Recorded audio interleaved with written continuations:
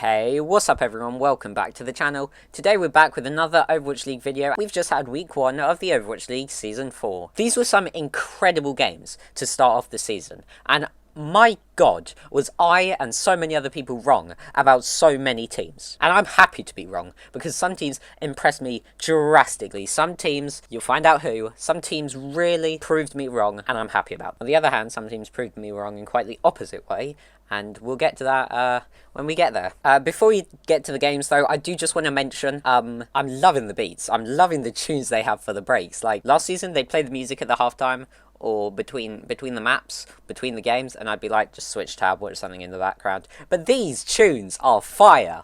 My god, Overwatch League, I'm loving the music. Keep it up, please. I'm actually into it. Like, I'm not even joking when I say that. That sounds sarcastic, but it's really not. I like the music. Alright, but now on to what people actually care about. The games. I was proved wrong in many cases here. I was proved right in a few, but I was proved wrong in many cases here. So I'm going to go over the games, so spoiler alert. If you haven't seen the games, keep watching the video. Just have it on mute. I want the watch time, please. Let's just get into it. So the first game we had was the Houston Outlaws versus the Dallas Fuel. And I had this predicted a 3-2 to the Dallas Fuel. Now, all things considered, I do think that this pick was a bit of a hot take. The scoreline at the end of it says it all, but I did go out on a limb here. I went with my gut and thought the Dallas Fuel talent would just be able to push through the game against a team playing meta, and they just didn't. They came close, as we see in the final scoreline being 3-2 to Houston. They came close, but they didn't quite do it, and Houston really impressed me this weekend. I'll get more to that in the San Francisco Shock game with them, because I think that proves more about them. This game, you're playing a team that's just lost their mainstay hit scan player. Couldn't play meta for the whole thing, but Shock was playing against Shock was really impressive, and I'll get to that when we get there. Now, the second game was the Los Angeles Gladiators versus the San Francisco Shock, and once again, I was so wrong. I went with a 3-1 for the LA Gladiators, but the final score was 3-1 to the San Francisco Shock. I did say I didn't think this game would be close. Whichever way it went, I thought it would be quite heavily in that way. I just went with the Gladiators, but I did keep in mind it could have done the exact same with the Shock, which it did end up doing, but I still got the prediction wrong. I still thought Gladiators would do well, and they really disappointed me this weekend, as we'll see with the later games. Again. Then we jumped over to the APAC region, where our first game up was the Guangzhou Charge versus Shanghai Dragons. Now, I predicted this one correct, scoreline and all. This final scoreline was 0-3 to the Shanghai Dragons. There's not a lot to say about this. Shanghai was expected to be a great team. They did seem really good when they played, but Guangzhou Charge, you can't be too disappointed in them for losing to Shanghai Dragons. Is to be expected, but I would like to have seen them get a bit more out of their roster and maybe get a map here and there. But it's Shanghai Dragons, so you can't really expect much from Guangzhou. Alright, then we saw the LA Valiant versus Chengdu Hunters. And I predicted a 3-0 to the Chengdu Hunters, but it ended up being a 3-1 to the Chengdu Hunters. So I still got this prediction correct, but LA Valiant did manage to take a map off Chengdu, and I was impressed by this. One player that really impressed me was Malanran, and he didn't impress me with all of his play, but his Tracer was very standout. Malanran was not great on anything else, but his Tracer really did impress me. He was winning so many fights, getting really good pulse bomb kills, and in some cases he was winning the 1v1 with Leave on that Tracer. But when it came to anything else, he couldn't really keep up. Same with the rest of the roster. Shocheng was another one to talk about here. He did pretty good on the Zarya. He was keeping himself up a lot, but at the end of the day, this is what everyone expected. They don't expect LA Valiant to be doing well, which they didn't, and that's about it. So we move on to the next game, which was Philadelphia Fusion versus the Seoul Dynasty, and this one I thought would be extremely close. I thought Philadelphia is a stronger team than Seoul, but they do have that weakness of coming together very recently and not having as much scrim time. So I went with a 2-3 to the Seoul Dynasty for this one, but it turned out to be a 3-1 to the Philadelphia Fusion, and I am impressed with Fusion, and Fusion fans, you should be really happy with this result. Not only have you taken down the team that knocked you out of playoffs last year, but you looked very good doing it. Seoul didn't look bad in this series, but they did just look underwhelming. Some fights it just felt they didn't have any power behind their punches, and Philadelphia Fusion was just consistently getting the better of them. Toby taking down his old team, I'm sure that'll teach him a lesson. Philly fans, you should be excited as well, because you've managed to take down Seoul Dynasty, a pretty good team, and I wouldn't say they performed badly to their standards this weekend. I'd say they were performing average for their standards this weekend, and Philly managed to just dismantle them, and a Philly that's not even at full strength. So when you've got that full roster coming in, You guys should be excited. Alright, the next game up, we're jumping back over to North America. And it was Toronto Defiant versus the Vancouver Titans. I predicted this to be a 3-0 to Toronto. Turned out to be a 3-1 to Toronto. And oh my god, coaches, please stop messing with me. We only lost a map when we put Logix and Beast in. Come on, if we didn't put them in, let's be honest here. Sado on Gibraltar would have been playing Monkey and we'd have demolished them. But no biggie, Toronto still won the game and they did it in very dominant fashion. Vancouver didn't look all that great. I do think Fried Wiener, I'm not just saying him because I like his name, but I do think Fried Wiener, he impressed me a little bit out of all the players really. I know he didn't get the recognition after that game that I'd be giving him now, but also in Vancouver's later game, I think Fred Wiener was quite consistent. He wasn't doing too poorly, he wasn't dying a ton. And then on the side of Toronto, just really impressive play. Lastro, Sado and Hisu, what more could you expect? The Michelle worries are slowly disappearing. It's week 1, so you can't straight away get rid of them, but Michelle did look fairly decent this weekend. Alright, the next game, people thought this would be a controversial one. I thought quite the opposite. I thought Florida would take this in easy fashion. However, I did still predict it to be a 3-2, so the scoreline suggesting it's a close one, but I really didn't think it would be, and it wasn't. Florida take this map 3-1. Even after that big C9, I'm pretty sure everyone's seen it. If you haven't, just Google Florida Mayhem versus Atlanta Reign Week 1 C9. I'm sure it will come up. Even after that C9, Florida still took this series, and the only time they looked bad against Atlanta was on the Brawl, and that's not even Florida looking bad. It's just Atlanta did look really sharp on the Brawl, but when it came to everything else, they faltered. Unlike the Houston Outlaws, I'd say, who looked quite good on multiple different compositions, Atlanta Rangers couldn't really play on anything other than the Brawl. But on the Brawl, they did look very impressive. Alright, then we've got the Dallas Fuel versus LA Gladiators. Now, after Dallas Fuel being beaten by the Houston Outlaws, you'd have expected LA Gladiators to win, and I did. I had them going 3-1, and even up to this point, I think I'd have stuck with this scoreline.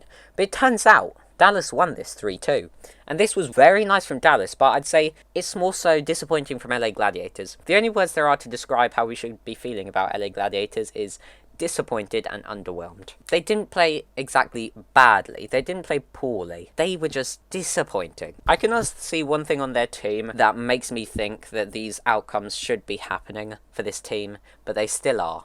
And that does make you look at the coaching. Now, I personally think Deep is good, but what this team could do with is a more managerial coach coming in, a coach that's really going to give them the cold hard facts and the cold hard way of fixing these issues that the team has, because Deep is known to have a more relaxed approach and let the players do what they want, and 4 years on the trot, I don't think you can keep that up. Alright, so for the next game, we go back to APAC, back to the East region, and it's Guangzhou Charge versus the Seoul Dynasty. Now, I had Seoul taking this 3-1. I thought Guangzhou would be able to squeeze out a map here or there, but the final scoreline was 3-0 to Seoul. This isn't anything very crazy. Seoul were close to Philly, which kind of would have given you hope that Guangzhou could take a map, but no. Guangzhou didn't get a map against Seoul, they didn't get a map against Shanghai. APAC does look very strong, and it does look like Guangzhou is going to have difficulty getting wins on anyone other than LA Valiant. And I'll talk about this Guangzhou-LA matchup when it gets to LA's other game. Alright. Next APAC game was Chengdu Hunters versus Shanghai Dragons, and oh my god, I love Chengdu.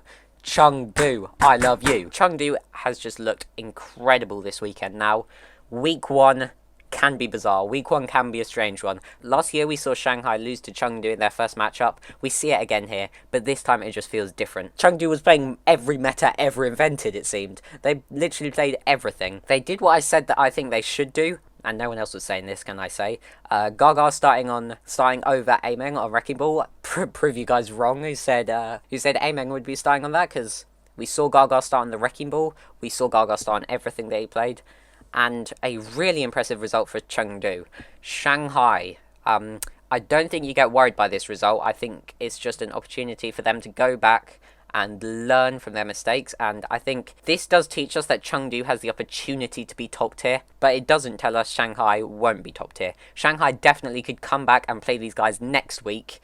They could play them tomorrow and use the information they learned from this game and take them down. So Chengdu really has to keep up the hard work, but if they do that, I'm sure they can go far.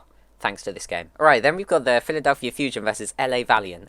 And I want to talk about LA a bit more in this one. Philadelphia Fusion took this 3-0. I predicted they would take it 3-0. Very dominant. You don't really see much from LA. But once again, I do want to highlight Milan in this game. It was definitely his Tracer that was doing a lot of the work for LA Valiant. The scoreline doesn't show it, but they did win a couple of fights here and there. Milan clutching up in many of them on the Tracer. Nothing else really. But I'm going to talk about this LA team because I think when they play Guangzhou, I think this could be a really competitive game. Now, Guangzhou, the only team you can look at confidently to get a win against is the LA Valiant in the APAC region. And even LA was looking quite competitive against quite good teams. I feel like LA Valiant is able to play this chaotic style to a strange degree of success. Hear me out. They play quite poorly, which catches the enemy off guard, and they have a very chaotic style. Not a bad style, just a very individual and chaotic style, as you'd expect from a team whipped up in about 10 seconds. Alright, then we go back to NA and we have the biggest upset of the week. Houston Outlaws versus San Francisco Shock. My prediction for this game was San Francisco Shock taking it 3-0. And even after Houston's game against Dallas, I would have predicted San Francisco take this game 3-0. At worst 3-1. But Houston won it. Houston won this game 3-2. And that is incredible. So impressive. Houston, it's week 1. Please do this again. Please do not disappoint your fans in having a good first week and then never again. That will be extremely heartbreaking for the fans of this team. You beat San Francisco Shock and you beat the Dallas Fuel. 2 juggernauts going into this season. And you've taken them down like they were nothing. Houston looked incredible on a multitude of different compositions. They didn't look like they were one-tricking a composition. They had Jake play the Brigitte at one point and they first point held on Dorado. Shock almost came back, but then got denied the reverse sweep. This game was a 6-map game. That's right, the first 6-map we've seen this season. That being a draw on Blizzard World, if I remember correctly. And then Shock almost brought it back, but a huge shatter on Havana just denied the reverse sweep for San Francisco, and a really disappointing one for them. San Francisco fans, don't be too shook. I'm sure you remember last season you started off shaky. You didn't look incredible last season at the start, and then you came back and won it all. San Francisco, I don't think you have much to worry about. You lose to Houston here. Houston has to be boosted in our eyes, though. We can't ignore this week as it being week 1. Houston put up the result, and I'm not going to deny it, and Houston deserves all the attention they're getting after these 2 incredible wins. Alright, the penultimate game of the weekend was Florida Mayhem versus Vancouver Titans. Not a very exciting one. We learned a similar amount about Vancouver than we did in Toronto, in the game with Toronto, really. I predicted 3-0 to Florida, and turned out it was 3-1 to Florida. Vancouver taking these maps here and there could give you hope that they could take down a lower tier team going into the coming weeks, as they're taking maps against stronger opponents. But really, not too much here. You know, Florida should have won this, and they did. Vancouver should have lost it, and they did. The final game was Toronto Defiant versus Atlanta Reign. Now, I predicted Toronto to win this 3-2. Toronto won this 3-2. Thank you, Toronto Defiant. We see once again Atlanta being extremely successful on that Brawl comp, and then everything else is very shaky. I was confident in Toronto winning this game. Others weren't. Many were saying Atlanta would win, but I was like, no, Toronto's going to win this. I was confident in the scoreline even. I knew it would be close, I knew it would be competitive, but I knew in the end Toronto would come out on top, and they did, and I got proven right. Thank you very much. Thanks so much for watching the whole video. I hope you enjoyed it. If you did, make sure you like, comment, subscribe, and share. Yeah, funny meme. I'll see you in the next one. Goodbye.